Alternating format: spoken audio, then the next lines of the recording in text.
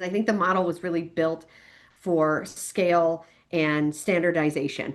So that worked really, really well when categories were much simpler.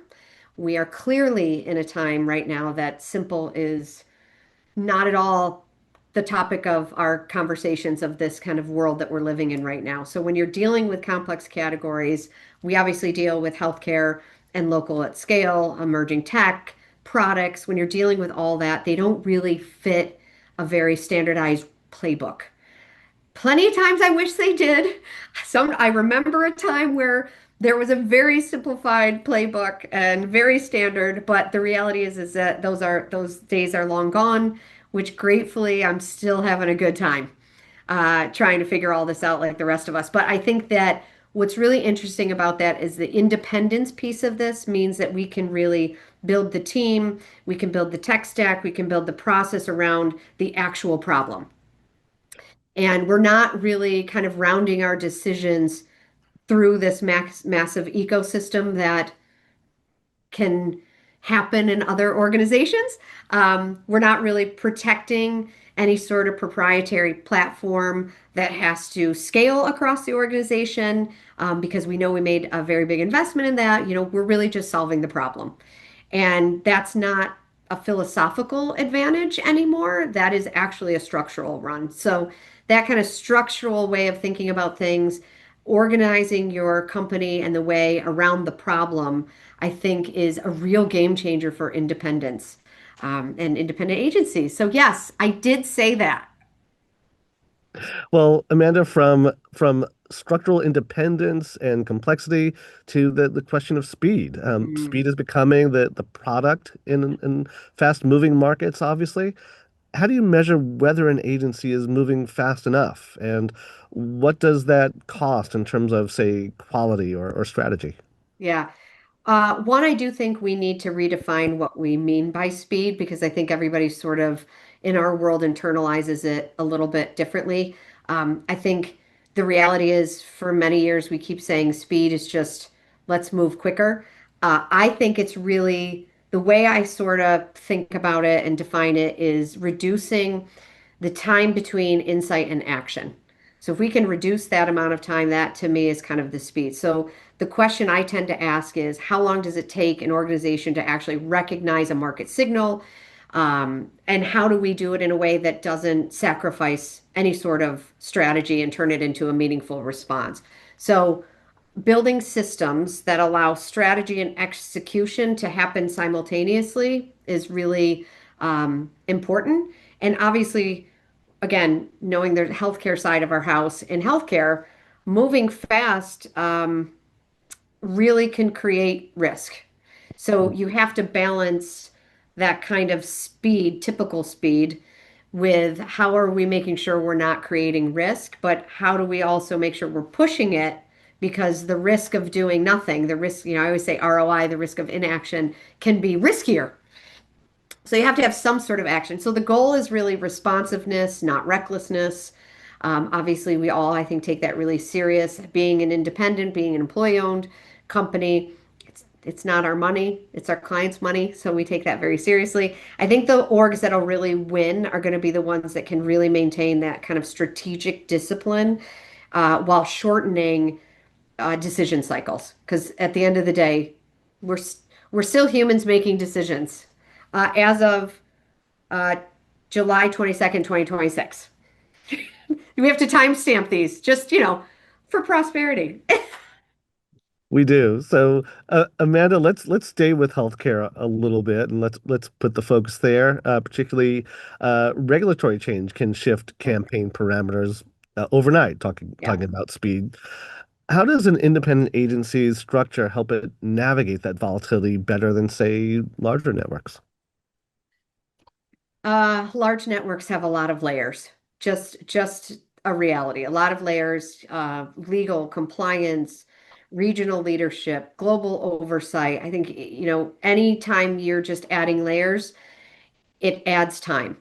And sometimes, depending on the need, those layers are absolutely necessary. And I think when you're dealing with a regulatory body like the FDA and some sort of guideline drops, time is really the variable that matters the most in those situations. And again, as an independent, those decision makers are in the room.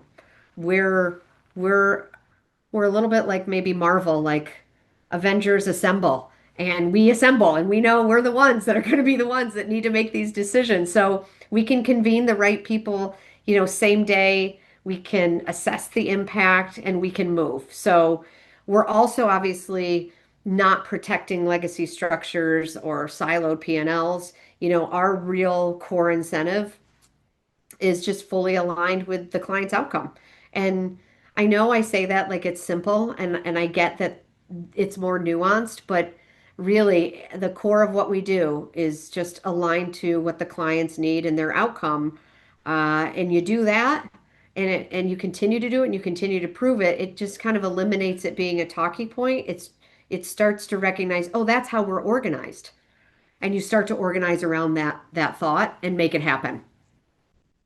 Well, patients arrive at their healthcare appointments shaped by search, social, and AI generated information increasingly before pharma shows up even. Mhm. How does that shift change the marketing strategy from a fundamental, standpoint, do you think?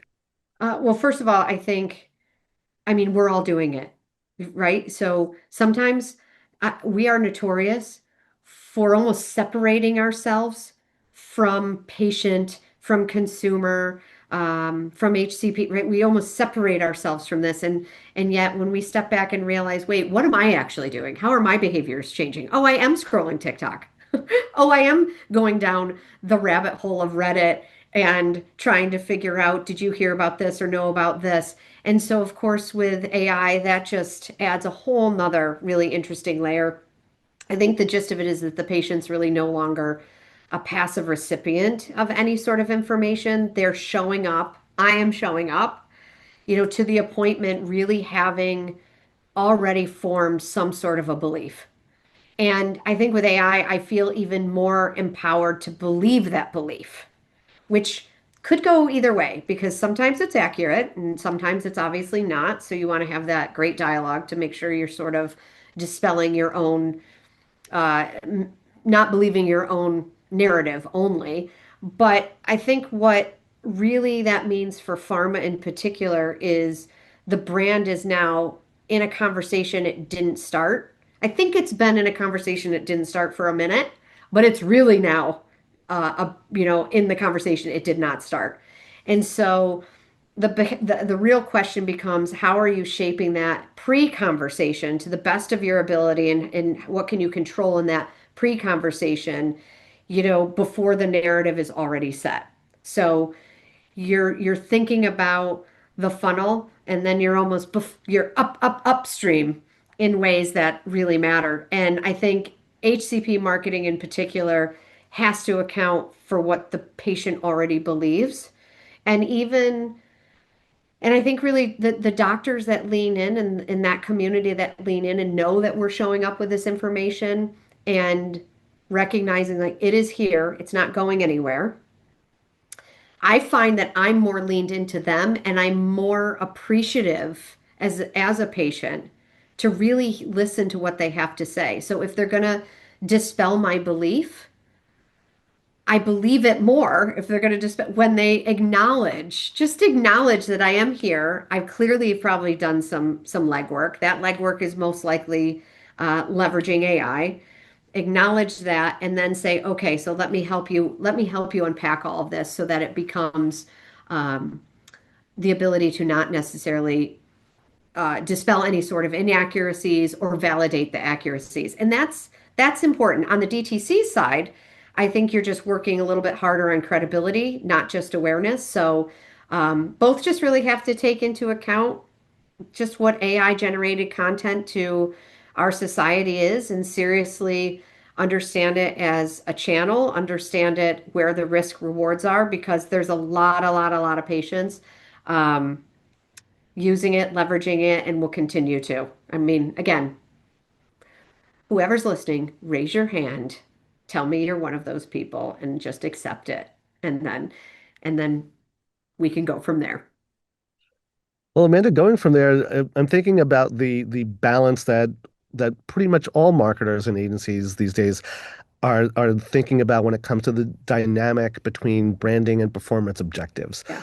In particular with healthcare brands, how are they actually operationalizing the shift toward mixing those two seemingly, or in the past, opposing poles? Yeah. Great question. I think it starts with this notion that they're separate and the way they're so treated separate. So you're dealing with most likely separate budgets, separate goals, even separate teams, and brand awareness over here, performance conversion over here. But patients don't experience any of our marketing that we're doing in those silos. They experience the experience, and that experience is the brand, and that is experience is the launch, and that. So again, the way we structure things tends to have this dissonance with how we then behave in the marketplace. And that is always so funny to me as marketers. And it's a problem we never fully seem to be able to solve because then the walls close in and then we go back to siloing the budgets and siloing the goals. So I think the question is really about measurement architecture. And when you lead with knowing what are the goals, what are the KPIs, what are you trying to accomplish, and you think about it from a measurement architecture first, you tend to sort of naturally break down those silos, building a model that really connects the early funnel, any sort of early funnel signals to late funnel executions. That architecture helps you think about that in holistically versus here's our budget, here's our goals, this is what we're trying to accomplish. So we always kind of start with measurement at the core of every conversation. And then I think it's leadership alignment. I don't think we talk about that enough. I think the leadership alignment is really, really, really key. And I think because brand investment rarely shows up in next quarter's numbers, the brands that do really well have executives who really understand that affinity is a precondition, a real strong precondition for conversion. And it's not soft, it's actually sequencing. So the brands and the leadership alignment that always kind of have had that in their DNA, I find tend to be really, really exceptional at collapsing typical brand marketing and performance upper funnel with these lower funnel conversions.